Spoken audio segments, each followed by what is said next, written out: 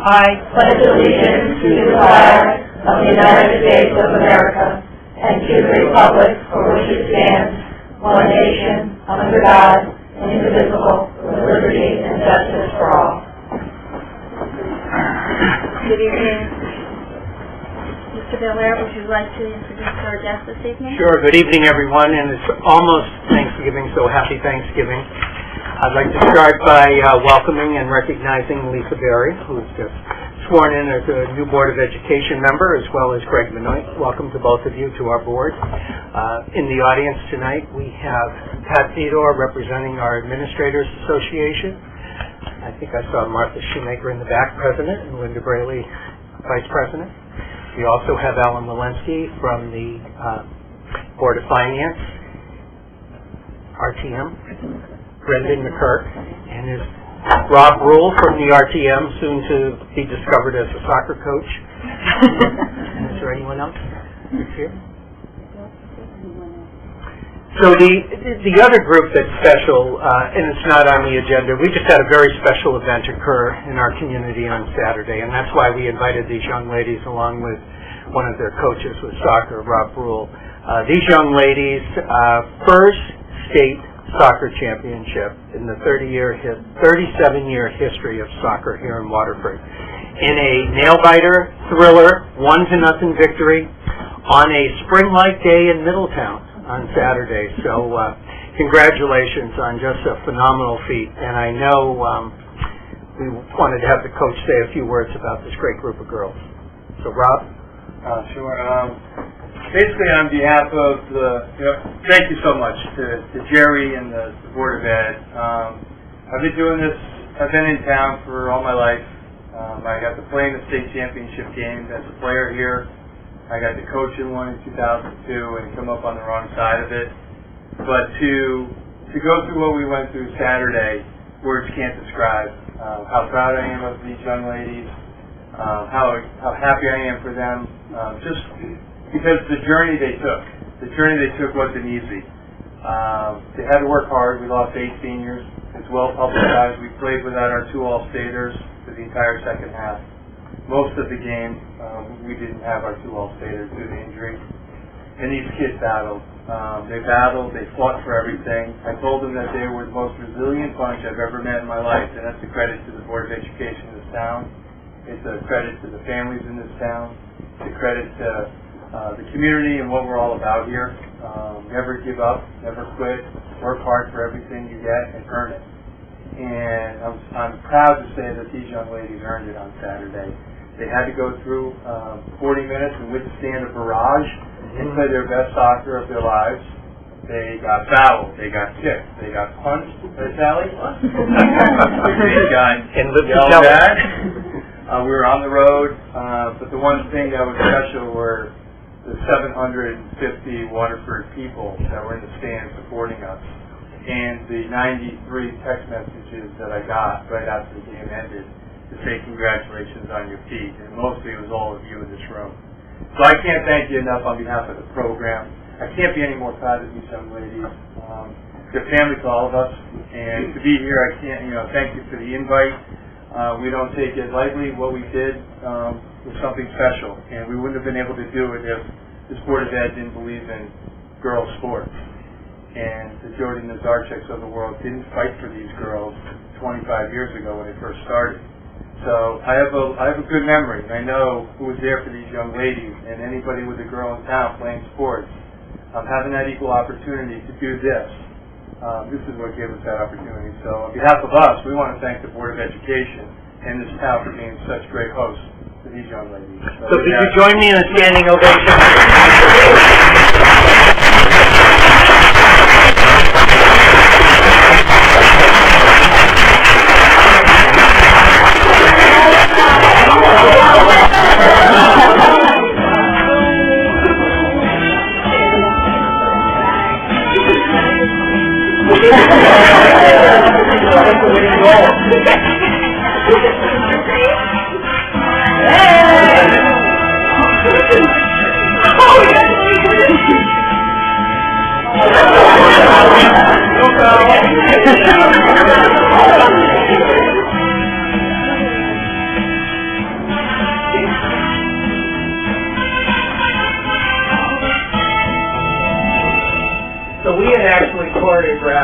grand entrance, not knowing that you'd be downstairs with a swearing-in ceremony. So we're going to have you lined up in the hall, and as you walk in, we're going to have Rocky playing with those slides. So we had to quickly adapt. But congratulations, and I know our board chairperson has a certificate of appreciation to share with you. Before I present the certificate of recognition, I'd also like to say on behalf of the Board of Education how very proud we are of such a great team. The first in Waterford's history. This is remarkable. You girls are spectacular, and you have a great coach, and I can tell you, he recruited people all throughout the community come cheer you on, and you're just the best. And, you know, you'll be the big banner in our new Transylvania Fieldhouse. So you girls are going to go up there as state champions. You couldn't have done better. We're so proud of the determination that you showed playing. I even saw that semi-final, but I was so happy for you, and I know the entire Board of Education. So we'd like to present you with this certificate of recognition. Rob, if you'd like to come forward. Great coach, Rob. Oh, thank you.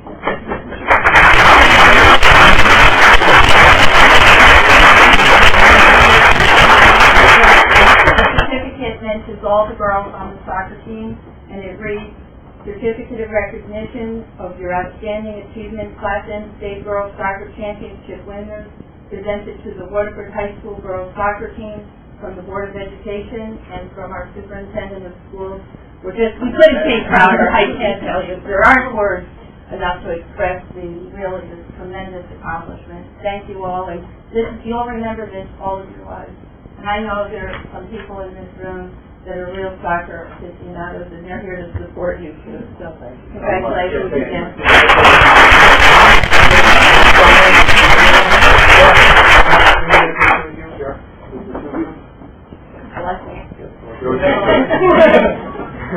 What over your name? I look better without my beard, but I can't take it off. Ready? Over there, Sarah. Hi, guys. Thank you. Thank you. Thank you.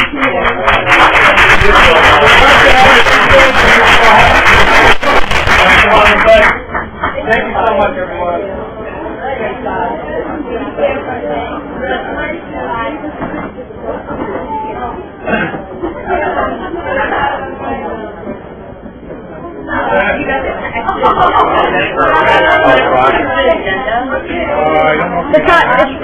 They're on the back table. See you later. Good job, Leslie. Thank you. Thanks for all the pancakes and everything. For sure does. Yeah.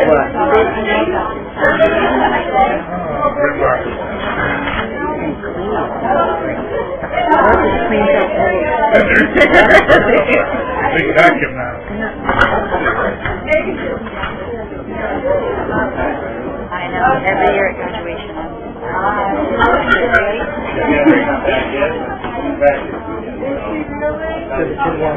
Copy of the agenda because for one of the classes they need to attend the meeting. This is her meeting. It was wonderful to see everyone with the soccer girls here this evening. It was such a wonderful accomplishment. But I did want to give this opportunity for anyone who would like to make comments that are left here. I'd also like to take this opportunity to welcome again Greg Benoit, who will get right back in here, and glad to see you back on the board, Greg, and we're looking forward to doing some nice work. And also to our new board member, Lisa Berry, and of course to Ann Ogden. And we're so happy to see you here this evening. Thank you. With that, if there are no comments, we can move right to our presentation. Jerry, did you want to introduce? Thank you. Yes, Jason Adler, who is the chair of our school counseling department, grades 6 through 12, is here this evening to present a Waterford High School class of 2013 report in regards to college acceptance as well as student performance with a variety of standardized testing measures, and to comment on how we as a school system are supporting students to be college and career ready. So welcome, Jason. And I know you have a presentation of about 60 to 90 minutes, so we'd like to welcome you forward. For those of you who do not know me, Blair's only partially joking. So if you do ask questions and answers that you have nothing to do this evening, I can be extremely philosophical long-winded. I encourage you to ask very pointed questions and cut them off. You gamble on my head and along the woods. For those of you who do not know me, I worked now in Waterford for close to 7 years. I was previously at each line in the same capacity, and prior to my master's program, I had served as assistant director of admission and financial aid at Tabor Connecticut College. So I have a fairly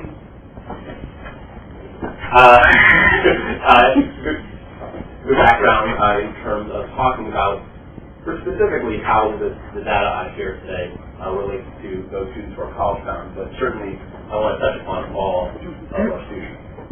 So first, credit to Kelly Shannon, my predecessor here, who gave me the template with which to work. So from you recognize some of these slides, there is a lot of overlap.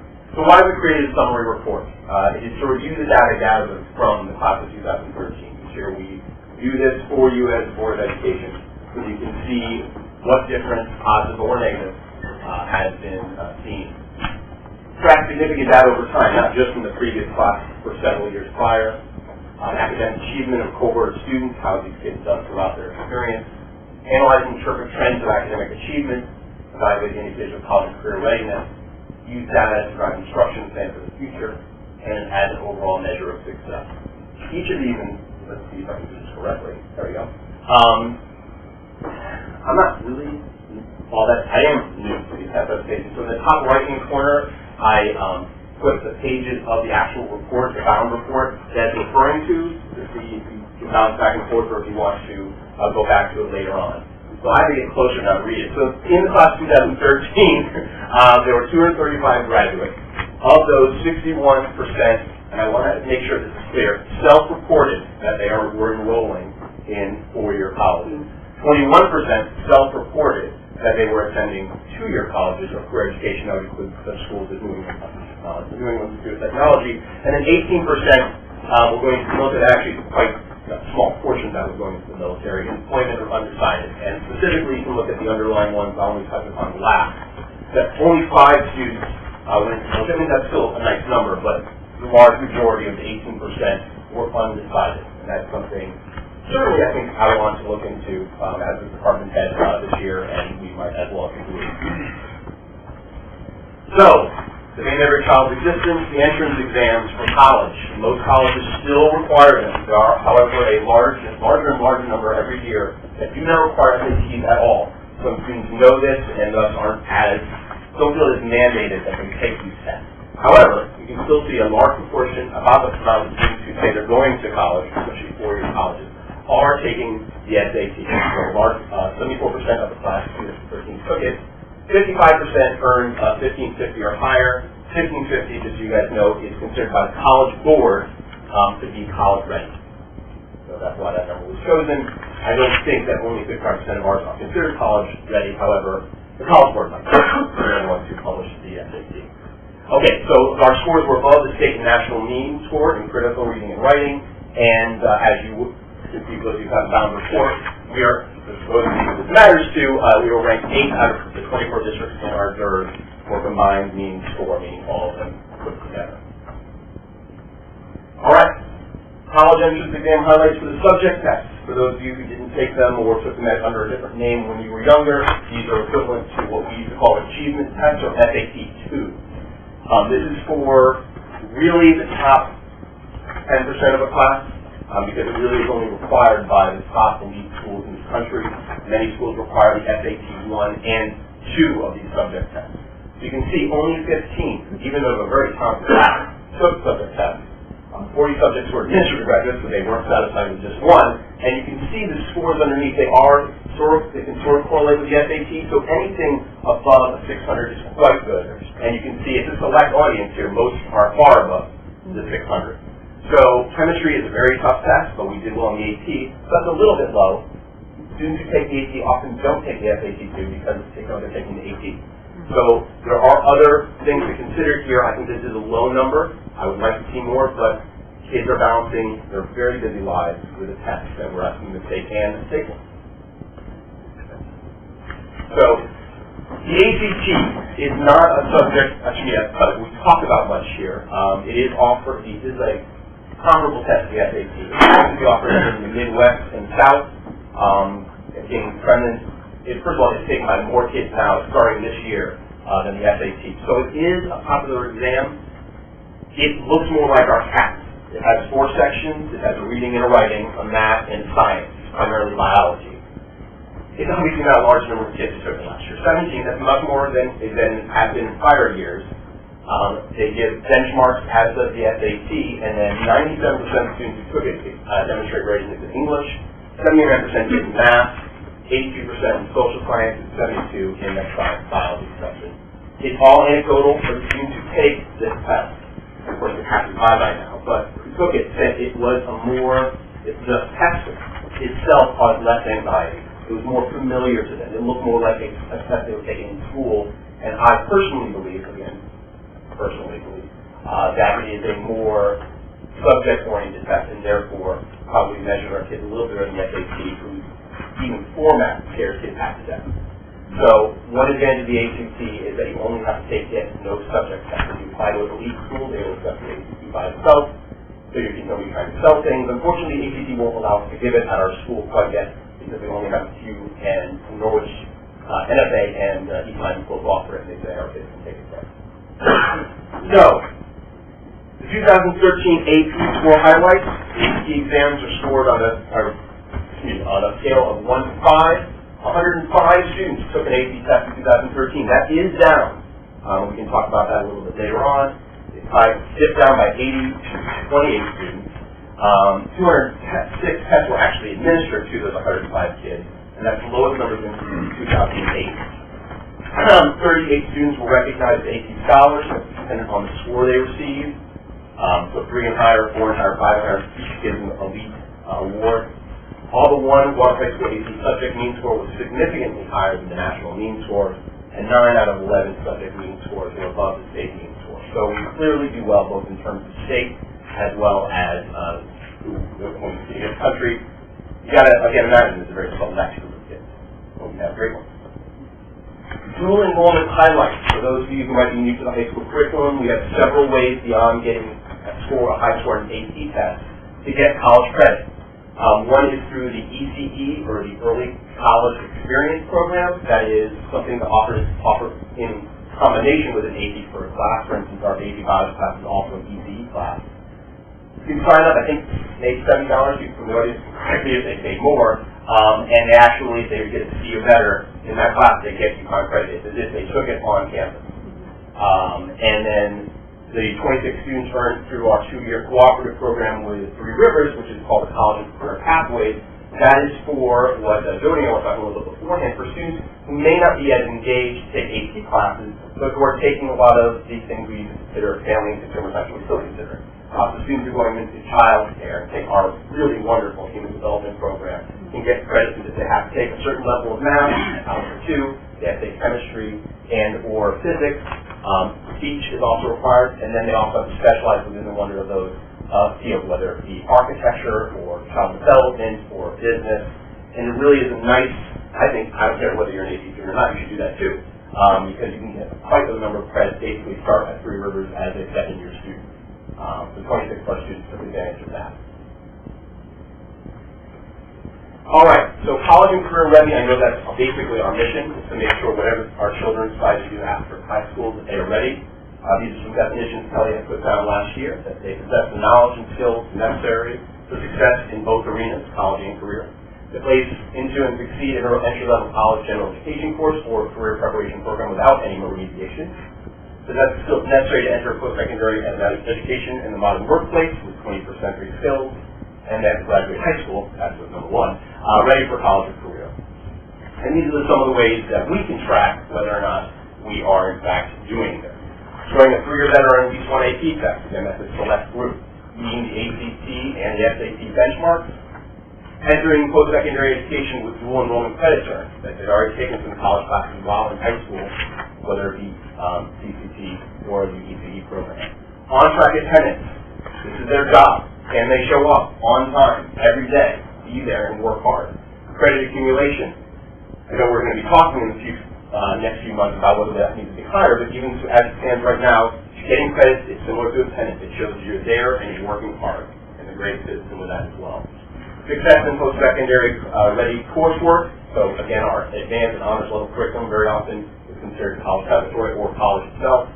Participate in middle school and high school career exploration, which is used for our school content curriculum, and reach goal level and state and school-wide assessments, whatever those are going to be in the future. School to Career Readiness Initiative offered to all students. This is something that we do as a school right now. Again, this is just for Waterford High School at this point.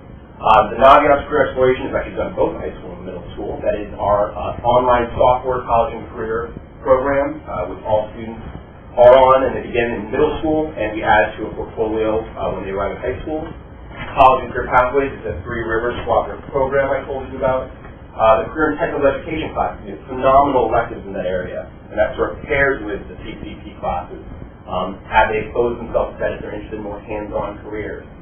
Many schools don't offer the level that we do.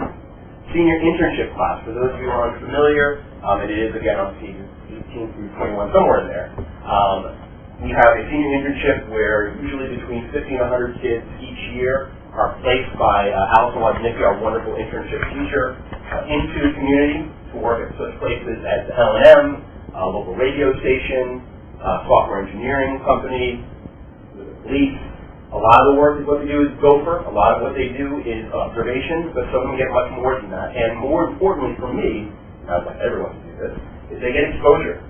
I would love them to learn that they hate something before they spend thousands of dollars in college to do that.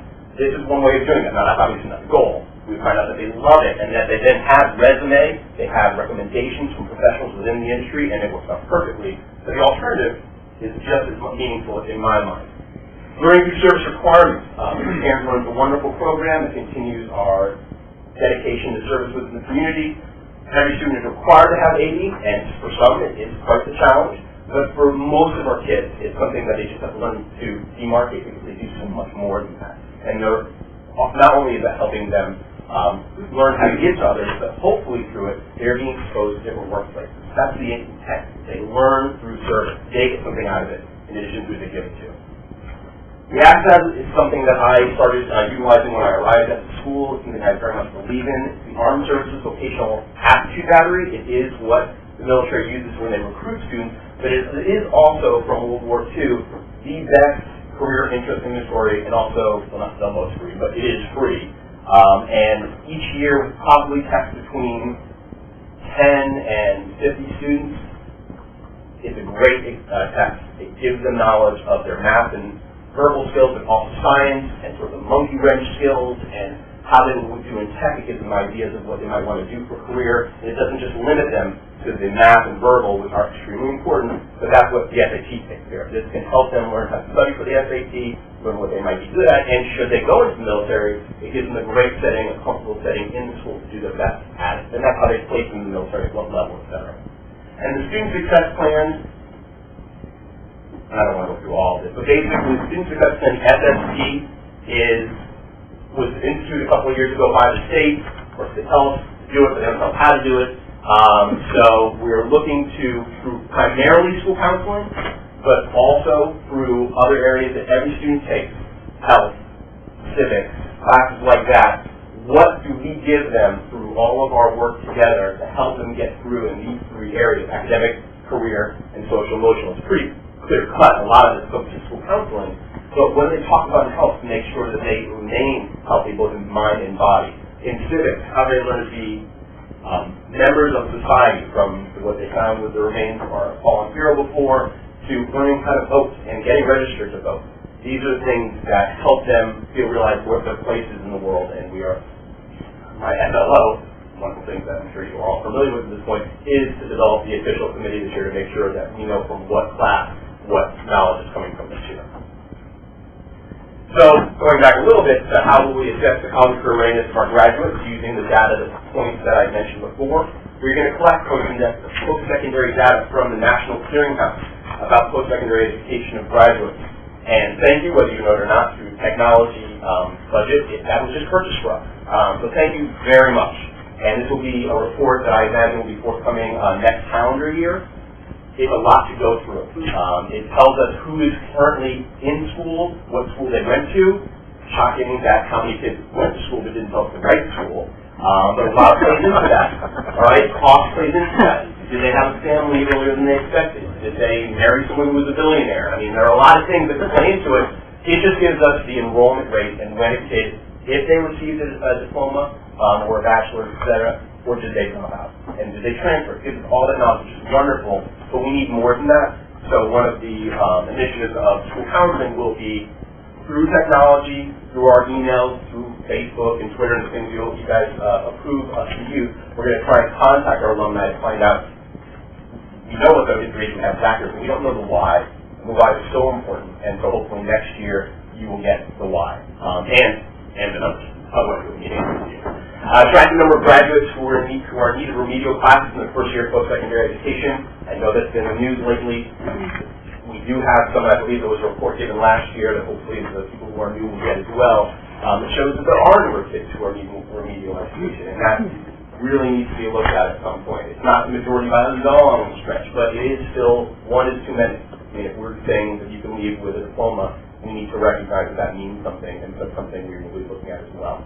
And then track the completion of student success plans, which is that overall portfolio to make sure they're not just getting the grades in those academic areas, but are they learning life skills, learning how to live their life. How are we being proactive? Every year, students are using Naviance to create individual electronic SSP portfolios. We are this week doing sophomore lessons where they're exploring careers. They're figuring out. They're often looking at how much money they can make in each career, but they're also supposed to look and see, well, what majors would lead to the careers that interest them, and then look at the colleges and see that there's a connection between the grades, the classes they take, the grades they receive now, and the light at the end of the tunnel in a couple of years, and especially sophomore year, that's quite important. The School Career Initiative, whether it be our literacy initiative or other things that really bring the entire school together to talk about not just the secondary education, but post-secondary. Map testing, which is how we are identifying students who are in need of remediation at high school. I think it's an incredibly successful plan run by Ms. Monty at the high school, the SRBI program, and it has helped many students, and I think some of the data that was in the Bound portfolio will testify to that. Creating skills support classes, part of SRBI, the literacy lab, the math lab, the writing lab, and TAPS and TEST-BAC. Hopefully you'll help with that fact, but it certainly has helped with TAPS. School counseling curriculum deals with the sizable portion of the SSP goals, as I mentioned before, but there will be other classes that help them. Incorporating these test scores that we get to help practice for the future and drive curriculum. And then survey students and parents is so very important to get feedback, and that's something that is relatively new to us. And then future goals, we've talked about it already within the things I don't want to bore. Basically use the data that we now have, use the SSP that we are in the process of utilizing already, but really making official now, to drive curriculum revision for both academic and non-academic areas, school counseling areas, to help us prepare kids for the future. And that's all that it's about. Whatever they decide is success in their lives, we want to help them get to that point. So the remediation, identification, support systems through SRBI is incredibly important. Let's help remediate their education in high school, not afterwards. Gather post-secondary data and modify programming to support student needs. That is a year-long effort and probably will be forever. And incorporate college career readiness standards in the future learning objectives, the wonderful things that we're doing. So, I talk fast. I know this. I'm happy to answer any questions you guys have. Thank you, Jason. Are there questions from the board? Were you military? No, I was not. I kept my family. I just think you're very familiar with the And I believe in it as a tool for career exploration as much as I do for military service. I have many friends and family members. I just had one comment. When you go through the SATs with the scoring with critical reading, math, and writing, it looks like, and I'm happy to see that we still placed third in our third overall. That was good. It seemed like and we just did our revision of our math curriculum for the new board members. So I'd anticipate that maybe that strength will improve there in that column. But if you looked, it was just a curiosity that about 19 of the districts found the math easier than it seemed in the scoring than in the critical reading piece. So we just wondered if you had picked up a little bit. Very much picked up on it. Mike and I talked, Mike Ellis is the head of the math department. We talked quite a bit. I think our PLCs in general will be, especially for school counselors, will overlap with other, because it's not just math that can utilize data we're using. There were two things. One, I think one of the reasons why the literacy and the reading were so good was the initiative that we did. You guys consulted. I think that really is a positive thing to say. The math is noted. Let me just put it that way. It's noted. They're working hard. There has recently been a lot of turnover in the math department for the good, I think, overall. I think that will have a benefit in addition to the revitalization of the curriculum, the rewriting of it, and the new one. I think altogether it's going to mean quite a bit for the math department. And this is probably just peripheral, but the SAT, I wonder, with that testing, as we've talked about all the testing, the tax has been eliminated with the Common Core, and I wonder how that interplays with those standards, and we'll have to just monitor that to see whether the SAT people have given that consideration. They are. I went to a College Board workshop, and they are revising for, I don't know, particularly for the Common Core. They basically are run by California. So California's in the Common Core, and I don't actually know. And the chair and the executive director of the SAT was also the chair of the National Common Core Group. So very much involved with it. Yeah. So they're revising it. ACT is being revised, hopefully for the better and to reflect what we're doing in the classroom. And then I would be remiss if I didn't point out I was just thrilled with looking at the AP test scores in world languages, and some of those areas are really just phenomenal. So I have to just make that comment. If you don't mind me touching on that a little bit, it was brought up to me when I was sharing the results and bouncing ideas, what you guys might ask me, with my peers. There is a dip in how many kids are taking the APs, and I know I was at the board meeting several years ago already, where it was decided. No, only 3. It seems like that. Where it was made optional whether or not students take the AP test again. So basically, for those of you who are new to the board, and maybe for those of you who are here, you didn't know what our policy was, if a student decides at the end of an AP class not to take the actual test, we then convert that class to an honors class, and that's legit with the College Board. Colleges appreciate it. It's noted on their transcript, so when the final transcript goes off, it shows that they took it as an honors class without that culminating experience. It doesn't, and I have a little slide that I can show that I can give it to you guys in paper form later. It is not a guarantee by any stretch that even 4s and 5s are accepted by colleges anymore. And that's something that students are thinking about as they're deciding whether they should take the APs. And especially for the seniors, they have to know where they're going. So if I were a student and you're swamped with all of these tests, you're looking forward to senior prom, and you know that the school you're looking at is not going to take the AP, but you've already paid your whatever dollars, I would think that. I'm lazy, so maybe that wouldn't be what most kids would do. I would have a feeling. But that's been a real change in the last 3 or 4 years, where fewer and fewer colleges are accepting the AP score for credit.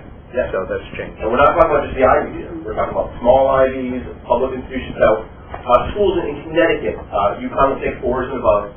All the Connecticut system, SCU, will take 3s and above. So it's still important for our home base. But there is the alternative of taking the ECD class. You can't double dip. You can't take a UConn class and count it as a UConn credit and get a 4 or 5 and count that. So they're making determinations of a year-long class where we can get a grade 4 and have to worry about culminating exam or the alternative. So the kids are thinking it through, which I appreciate. And I think that's part of the reason for the test. Yeah, the results of where the kids are going to the colleges, they tend to be kind of regional. They tend to be mostly. Very. What is there to explain that? Is it anything, reciprocity of understanding of the... That's part of it. First of all, it doesn't in any way reflect where it's small. If you listen to what they were saying, we would have everybody in Florida and California. They don't follow through. It's disappointing. We really do try to make the broader implication that it does turn out that only students who have family elsewhere or who are the elite students who are looking for scholarships really consider other placements. I don't have a particular reason. I just have to imagine that the cost is part of it. There is a regional consortium of New England schools where it's called tuition exchange program, where if a major isn't offered by one of the Connecticut schools, public schools, any school, so it's the Three Rivers, the UConn, or the Southern, they will get it at a discounted rate going to those schools, so somewhere between in-state and out-of-state tuition. So a lot of kids are using that now, and then of course, we just happen to have a really good state system. So there's really no reason, I mean, we're paying for it in our taxes, and the professors are great, why would you go elsewhere? A lot of kids start getting really scared to move on afterwards, and I think that takes away a couple of those. But we want them to explore. So I try to limit, in my caseload, to apply to only sitting in religious schools. It's like $70 to apply to a school nowadays. It's not like, in fact. So it's expensive to apply to a lot of schools. But within that, I think there's range for experimentation, trying to get a couple of reaches in there, maybe a couple from the Midwest. That's interesting because we bring diversity to schools in the Midwest. A Connecticut person applying there is diversity. So they will like you better and you have a better chance of getting into a better school if you apply there. So as a previous college counselor, I tell the kids this thing. This is the inside game. I mean, if a kid who look exactly like you that was from Minnesota, they get in over you. And if you're applying to Minnesota, they feel free to. So they understand all the strategies, but I think in the end, a mixture of cost and parents not wanting the kids to go far away really influences. It's not different from most schools, unfortunately. Just one quick, if there are no board members then, can you just tell, is there a cap on how many credits that can be accepted? And do the colleges cap it? Is there? Yes. What is that? Not all schools. The issue is every registrar has their own. Okay. So if you're playing a Harvard Basic, they're taking nothing now. A 5 will maybe allow you to place out of a class, but it won't actually gain you credit. You can take it in more advanced biology class rather. Whereas schools like Central will probably take everything you got, and you can start as a sophomore there. But it's different, and they change every year. And they need the money to survive, so I think that's part of their drive. It is worse. It's homework that the kids are not capable of doing before their senior year because they have no idea what they're looking at, nor should they. I don't want to get that college crazy. It is unfortunate because a lot of the classes they take are in junior year, and they have no idea what they're applying to. So much of that could be a frustrating, not waste, it's a wonderful education, but it won't pay the dividends that are potentially promised at the college level. Thank you. Just one quick question. Thank you very much for the report. It was very good. Did any colleges, I know we're not having CAP testing anymore, but did any colleges take the CAP testing into consideration in the admissions? Will it hurt you if I say no? I just get so... The answer. The only None? test that I was ever familiar with that college took into account was the reasons because of how long it was around. That's and really... the New York version of the CAP. It's really amazing to me because we changed our curriculum for the CAP tests, and colleges don't even look at those. It's supposed to drive our curriculum to be the better. I mean, I asked Connecticut schools, and they're like, we don't even use the writing sections from the SAT. So, I'm sorry, dude, that's the honest answer. Amazing. We're not using the CAP anymore, so it's a new... No, I know. So that's... Thank you. The board would like to thank you for the thorough report. I think we're going to look forward to getting the new data next year to see what how students tracked and who completed and retention. So thank you very much. Thank you guys very much. Thank you. Have a good night. You Thank you, too. Dave. Too. You're welcome. Oh, and of course, we're not taking it. That moves us right to the consent agenda, consisting of the minutes from October 24th regular meeting, the October 29th special meeting, and the monthly financial expenditure report. Are there any comments, or I know the two Motion to approve. Thank you, Ann. Is there a Second. Any questions? Hearing none, we'll move to vote. All those in favor, please say aye. Aye. Anyone opposed? Okay, that motion carries. Takes us right to our reading and review of correspondence received. Mr. Dillon? I have no correspondence at this time. Okay. And I will leave for the board, something from the Gold Medical Corporation on defibrillators, and I think that comes up in policy. Craig's not here. Right. I'll put that in the back. And I think one of the new schools, the high school today, we, just for Lisa and Greg, we keep a little folder back here if they're ever interested in spare time reading, so we leave everything back here. Okay? That's all I have. We'll move to the superintendent's report. You noted that Craig isn't here this evening, but I wanted to acknowledge the work that Craig put into the facilitation and the organization for a very highly successful professional development day. If you recall at our last board meeting, we provided you with an overview of the day. I have to tell you, it met all the expectations. It just was a very powerful day. I think I included you in the email that I sent to the staff and just the experiences across the district. It involved all of our paraprofessional staff. You saw the wide array of opportunities for teachers to work together.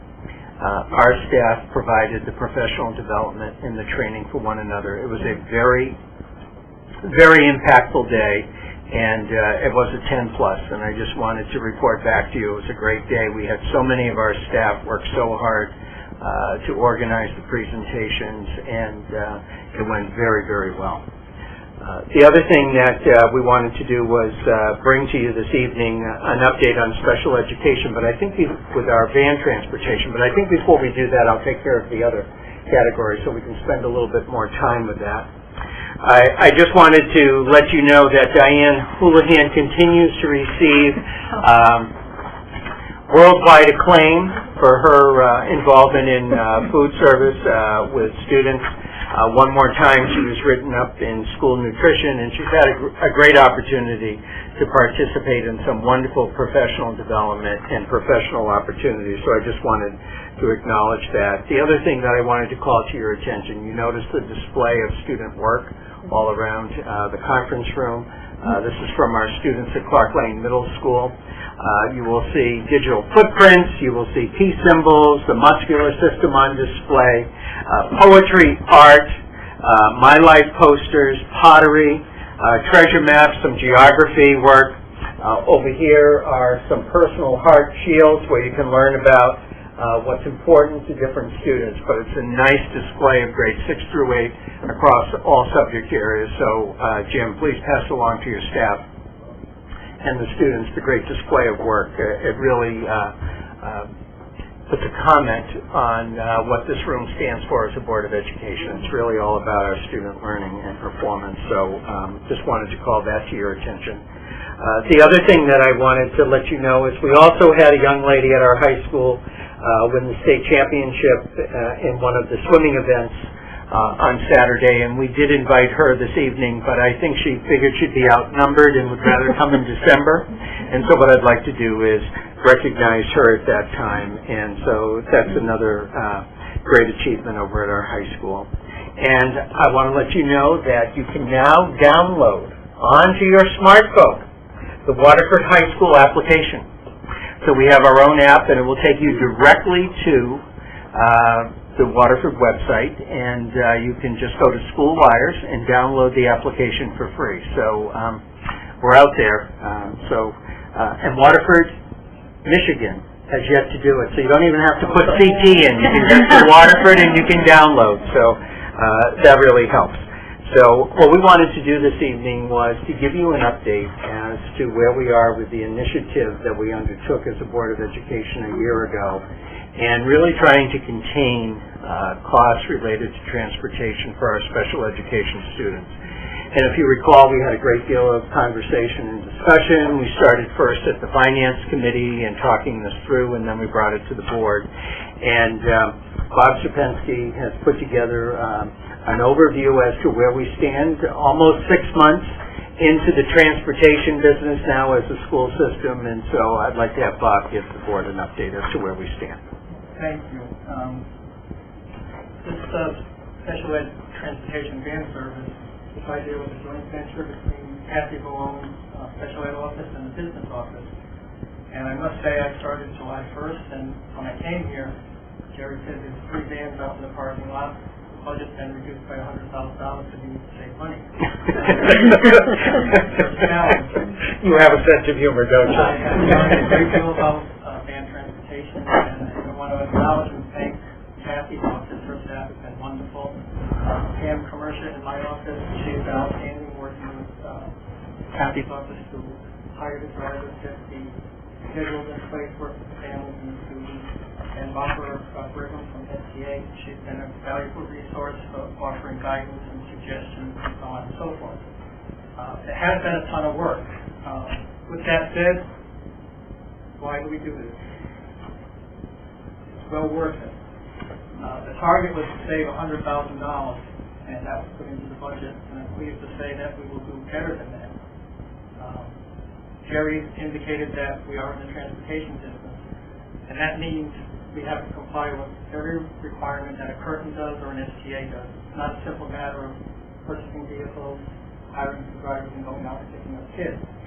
Some of the demands, requirements, we need to have all of our drivers meet very strict qualifications. They need a B endorsement. They have to have drug testing, driver training initially to get to the endorsement, training on an annual basis. Vehicle maintenance is very important. You have to maintain vehicle files, driver qualification files. The vehicles are inspected every 90 days, mandatory inspections by DMV. The brakes are taken off the vehicles every 6 months and measured their depth and thickness.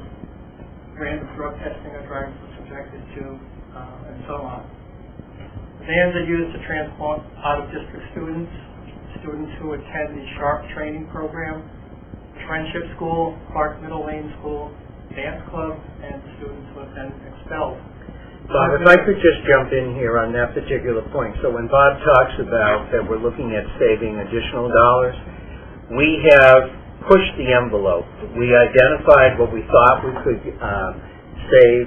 And so when you're looking at the expulsions, the dance club, Clark Lane Middle School, the Friendship School, those were not all part of the initiative. It was really to take a look at the most expensive transportation that we were dealing with and how could we reduce that cost. Bob mentioned all of the folks who deserve a great deal of credit. That allowed us to really expand and actually get at year 2 of what we were hoping to do within our first year. That SHARP training is for our students who have vocational training throughout the course of the day, and we're actually transporting students all around the region to the various training components. That was not something that we intended to do, but because of the work of so many people, we've been able to expand that. And so, as Bob talked about, saving some additional dollars, it's really for expanding this initiative this year. And 2 of the students that we are transporting that were not part of the plan live on Minor Avenue on the other side of the railroad tracks. Previously, we were hiring an outside service to do that with a van. That alone was $25,000 cost on an annual basis. So by doing it with our van and our drivers, that was additional savings. Currently, 15 students are being transported. 8 are within the SHARP training program. Finally, this week we got our 7th driver on board, so now we're at full staff and we can complete the program that we intended to do this year. We do actually need a 4th van that will allow us to have more flexibility. We need a spare van in case one of the vans goes out of service. It would be a disaster if the driver went out and there was something mechanically wrong with the vehicle and we can't transport kids that day. I'd have major problems. Because right now the vans will be fully utilized, all 3 in the morning and all 3 in the afternoon. I've also had requests from the high school to see if the vans are available to do short trips to the Garden Theater, short science trips and things like that. Right now I cannot accommodate those needs because my only window of opportunity is basically between 11 and 1 o'clock. So there really is no window to do those sorts of things. The initial cost to get going with this program was actually just under $71,000. One cost that I did omit was the incremental cost for insurance. Insurance was $348 per van. So the cost was $62,000 for the vans. Get the signage and lettering, $836, and the state is very specific as to the requirements. Letters have to be so big in certain locations. Telephone numbers. I thought about putting Jerry's phone number on. I decided that would be a bad thing. So it cost just about $71,000 for a startup cost. These items are what was currently in your 2013-14 budget. There were 8 students that were currently transported at an outside service cost of $14,742 for $117,000. The next 2 students were out of district, longer transport, special programs. The other 2 students at $12,500 each were students who live on Minor Avenue. So we've taken on an annual basis, we've taken $246,000 out of the budget. Full year operating costs would be approximately $80,000 if we had full program fleet operation for a full year. So we're looking at a net savings here of $166,000. So it's well worth the endeavor to do that. We've also had what I would term cost avoidance situations. The transportation, we're transporting one student from the Friendship School in the afternoon. That was not in the budget. It wasn't a scheduled transport. So we're avoiding that cost. We're able to fit it in with our existing van schedule, and we're doing the other two items as well. So overall, the program is extremely successful, and we're looking to build on it. We have just a couple slides of our vans. On the top of the carrying school student sign has been folded down for the day. That's the required signage on both sides. Vehicle identification number, each van is numbered 65, 67, 68. And this was a new requirement that takes effect January 1st of this year. The state is always adding new requirements. Student transport vans now have to have the school district on the back with telephone number and van number as well. That was not a requirement when the program was entered. So that's a very quick update as to how the program is going, and it works very well because of the efforts of a lot of people. You know, and Bob acknowledged a lot of people, but one person he left off was Bob Sapinski. So when Bob talks about walking in here on July 1st, that really was the first task, and it was a monumental task. We had tried to do as much work as we could prior to Bob's arrival, and then we also learned of some new regulations, and I think it really involved the first 3 months, almost a daily basis between you and Pam, so I want to acknowledge the work that Bob's put in. We're on solid ground now. The program works well. And we'd like to come to organize a finance committee meeting in December if we could to talk about it, because I think one of the areas we definitely want to move forward in with the way we've expanded the program is a fourth van. That would require us to go to the fleet management committee, and we have the savings within this account to expand it. So this is, the savings here are much more than what we had anticipated when we first looked at the unit. But could you just refresh me, I'm sorry, Dave, but how many students does in one of the vans? I forget the number. Do we get 7 or 8? I think 8 is the max. 8. Yeah. Dave, excuse me. Would a fourth van be used, would it be used or just on reserve? It would be used. Sometimes there'd be 4 buses going. What we would do is rotate the vans on a mileage basis. The one van that's going from here to Orange, Connecticut and back will pile up miles fast. So what we would do next year is take that van and move it into a more localized transport, and take the new van and have that be doing longer distance transport. What I mean is, will we have 4 buses on the 4 vans on the road every day, or? Not continuously. Like have one scheduled for the afternoon, the fourth one scheduled for the afternoon, so that if it's spare in the morning, you take another. And then they're locally in the afternoon. If it did go down, that would enable me during the course of the day to make arrangements for the afternoon transport. Barbara has offered her support as a fill-in if we have an emergency situation. Right now, the service we're having done is what is being done on weekends, because we can't do it during the week because the vans are used. So then, in the event that you have a mechanical failure, a rental van wouldn't. No, you can't. Wouldn't You suffice. can't take a personal vehicle, you can't take a rental vehicle, none of the vehicles would qualify, and from a liability standpoint, that would be a very bad thing to do. So they have to be outfitted to meet state requirements. So you really can't use any other vehicle, you couldn't rent one. You'd have to call service You or have to call something like someone that. like Curtin and say, emergency basis. So a commercial livery van would be all right. Curtin would be. They would. Yeah. They have an option.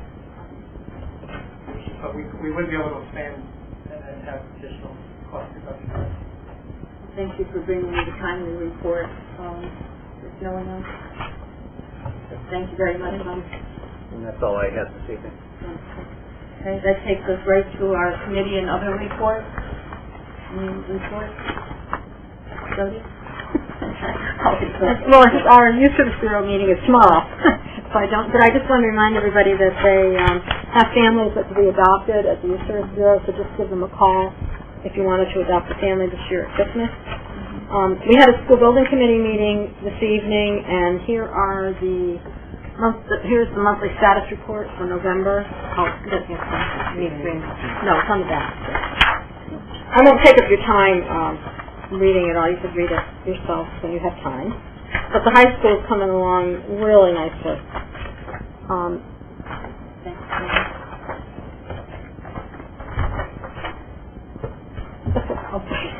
Thank you. Other reports?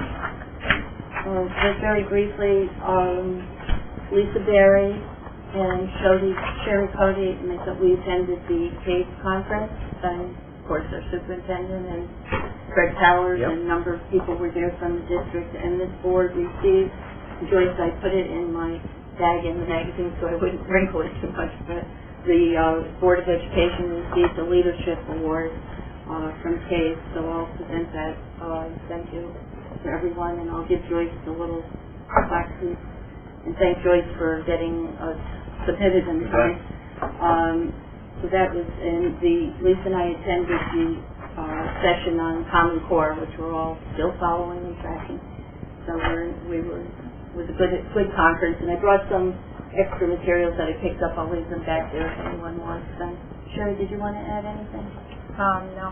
Okay. Sherry was there. It was excellent. It was really a very good conference. You know, we were thrilled with the speakers, and everyone that attended, I think, enjoyed it. And then quickly, the Waterford Education Foundation, I know Jim, they received a scholarship at Clark Lane.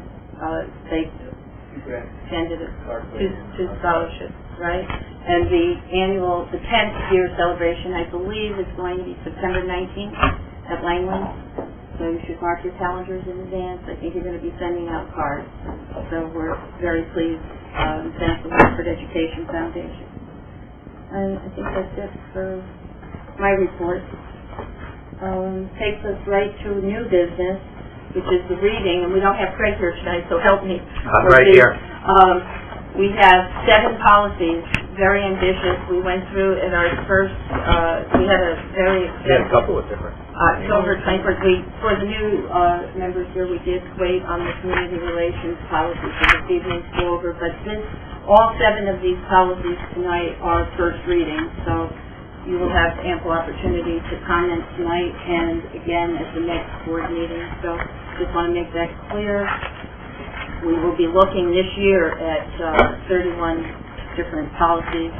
Some of them, as you know, are driven by state statutes, so we just comply, and we're looking through with updating and going through all. That was one of the board goals that we had established, to do a thorough policy review. So many of the old policies are being updated and streamlined. So the first one tonight had to do with community relations, and basically this policy was really moving the bulk of the language in the policy over the regulations. And as you know, the board comments usually on the regulations, but we don't really delve into that. It's mostly with the policy. So I think, I believe that this policy, just for clarification for the new, and maybe I should just mention for the new board members, what we do when we receive policy, you have two opportunities. We have a policy committee that reviews all of the work, and then it comes back to the board for a first reading, and then at the next board meeting there's a second reading before it's adopted. So tonight it's just the first reading, so you can ask any questions, and then those ideas that may come out from this reading tonight are then implemented into the next draft of the second reading, just to make that point. On the community relations, just basically emphasizing no door-to-door solicitation, a little more specific on the federal law and regulations, including compliance with the healthy foods and beverages. So are there any comments from the board on the community relations piece? You know, Jody, you were at and Dave was part of the policy committee. Dave, did you have? Okay. So we'll bring this back to the next meeting for a second reading. Right. I don't think it's really moving the regulations. The second one is the policy on non-discrimination. And again, I was going to mention to Craig, I had trouble when on the first paragraph, remember at the policy meeting and the board helped me with this, it said except in the case of a bona fide occupational qualification. And the reason, when I read it again, I know why now, if we could just move that up. They move this up to after, where it says will not make employment decisions except. That piece was a little confusing. Did you want that as part of the parentheses? I just would like it moved from where it ends, that paragraph. Remember at the policy meeting, we spent time on that, and it was a little confusing to us. It's a little clearer if you just move the order of it, at least to me. I'll check with the notes that we have. Okay. And this policy, this policy is really adding for Public Act 1155 language which refers to gender identity and expression. We did not have that in our old policy, and this is what this policy particularly is doing, adding that piece to this policy. This is primarily an update that puts you in compliance. So, are there any questions from the board on this piece? Okay. We move to the health examinations, and this adds language that mentions that our van drivers would have to have their physicals and be drug tested prior to employment. And this again is new because of our purchasing the vans, and I'm sure you did it, but we're just doing this piece on the policy. Greg? Just down there, instead of when there's reason to believe and when there's good cause. Where are you, Greg? What's that? Page 1 down at the bottom. I see. In both places, I just think that taking out reason and putting in good cause is more understandable. When there is good cause. Thank you. Well, we're fortunate the board has 2 attorneys on the board now, so this will be wonderful for us. Thank you. Anything else on that one? Again, I'm not rushing you. You have time to look through it before the next meeting. And again, that brings us in compliance. We're going fast. We're in compliance. Well, we might get through that aggressive agenda, the ambitious agenda we tried to set up. On personnel certified, policy 4115.3, again, first reading. This, I think, was brought back. We had done this back in January of last year, but it was to be a little more specific with the coaches and the evaluation has remained the same, and what Shipman and Goodwin did for us was really kind of clean it up and tighten it up so that it's really representative of some best practice. So that's where you see the updates with the blue type. Right. And there was no change at all to the regulations on this one. No. So this was really very well vetted. I don't think there was anything there in this. What we heard back from the athletic director and the coaches that they really thought the evaluation form was very useful and that they thought it was good. I don't think there were any other changes. That takes us to personnel certified, non-certified occupational exposure to bloodborne pathogens. This was done again to align with OSHA regulations, I believe. And the exposure control plan, I think the policy committee just asked a few questions about that. That really was outlined well in the regulations.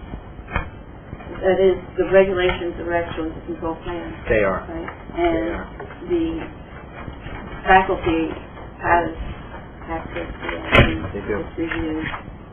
One of the things I asked Craig when this was going through the revision, the reason why you see the significant revision to this particular policy, at the time you adopted a CABE policy.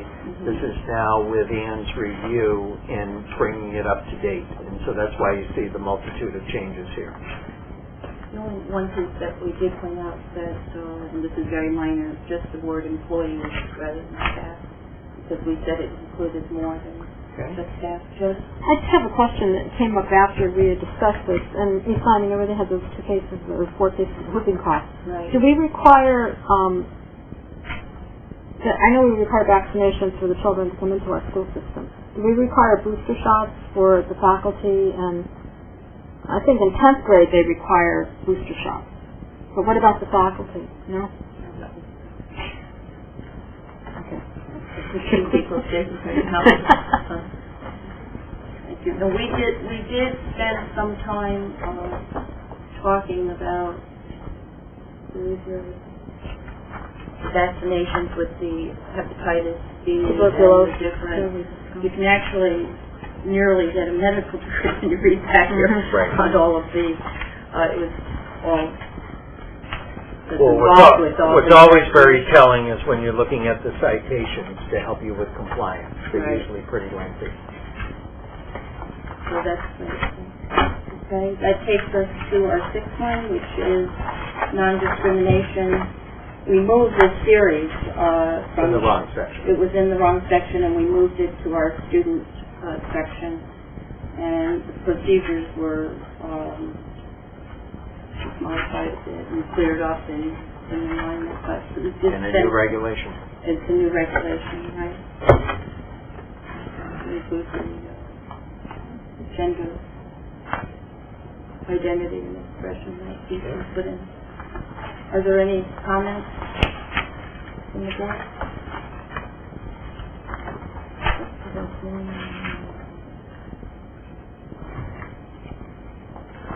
We did ask, and I know we're not going through, but when the school district will distribute this to on the reg piece periodically, I think the board just asked could clarify what periodically means.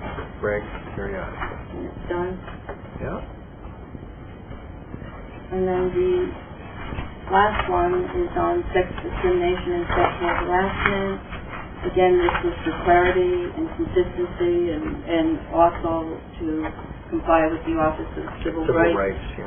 So we added a bit here. I did, on my own, as a question to the board, under the sexual harassment piece on the first paragraph, I had a little trouble when it said that it implied that the sexual harassment had to do with limiting students' ability to participate in or benefit from the school's educational program.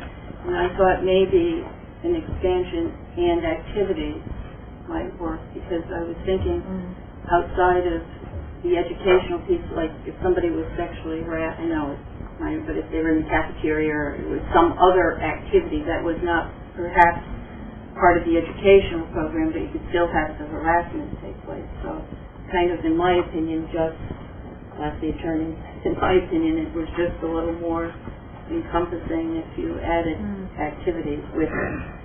Well, the educational program of the district is everything that we offer. It's more than just the academics. It also involves the athletics, any kind of activity, drama, music, whatever it might be. That would be part of the educational program, excuse me. But what I'm trying to determine, so you think that language will follow no matter anywhere? Yep. Okay. Excuse me, All right. are you thinking in terms of like the more universal effect, like this perhaps a potential victim's personal life is being impacted? Well, we did mention that piece at the policy level too. I was interested in this, aside from whether the student was just impacted in the educational program piece, they could be impacted socially or emotionally, and there was no language in there to that effect. But then we decided that after more review that was also encompassed in the educational program.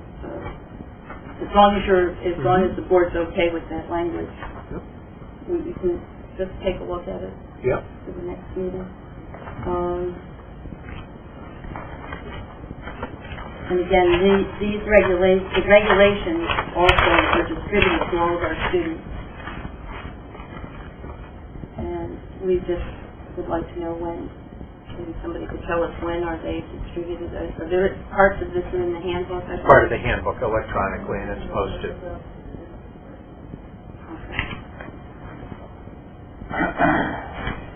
That was did spend, we did spend quite a bit of time at the policy level vetting all of these, so we appreciate that. But the board policy is the mission of the full board, so this, we come to you with our suggestions, but please feel free to add your comments. So at the next meeting, we'll go back through those again.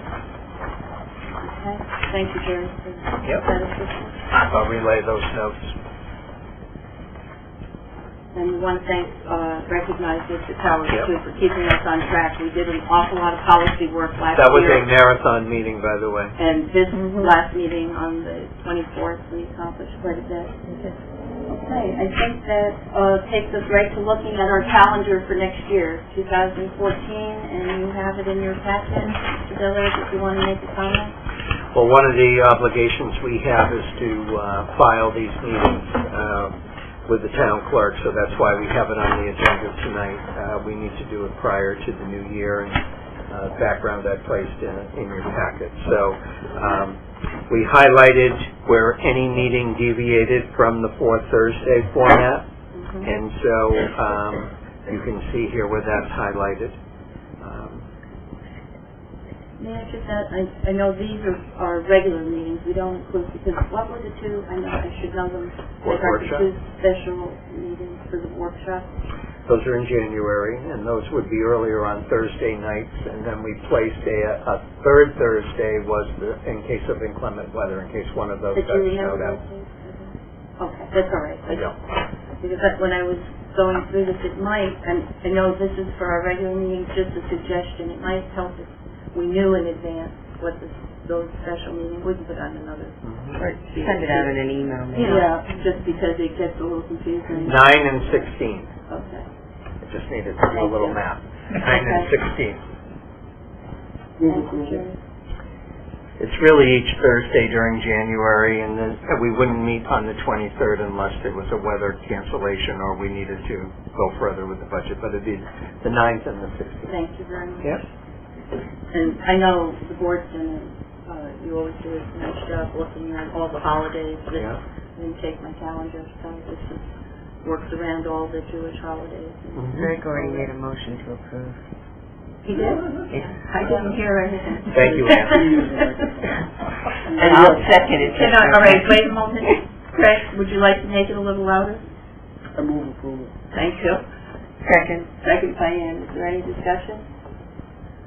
For the easy board. Thank you. All those in favor? Aye. Anyone opposed? That motion carries and the calendar is accepted. Thank you. That takes us right to... Motion to adjourn. Second by Lisa. Any discussion? Everybody wants to adjourn. All those in favor, please say aye. Aye. Anyone opposed? We are adjourned. Thank you. Happy Thanksgiving, and our next meeting is the 19th of December. Good job. No one is a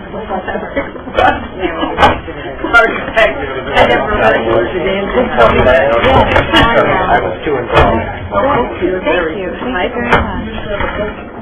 Glad to be here.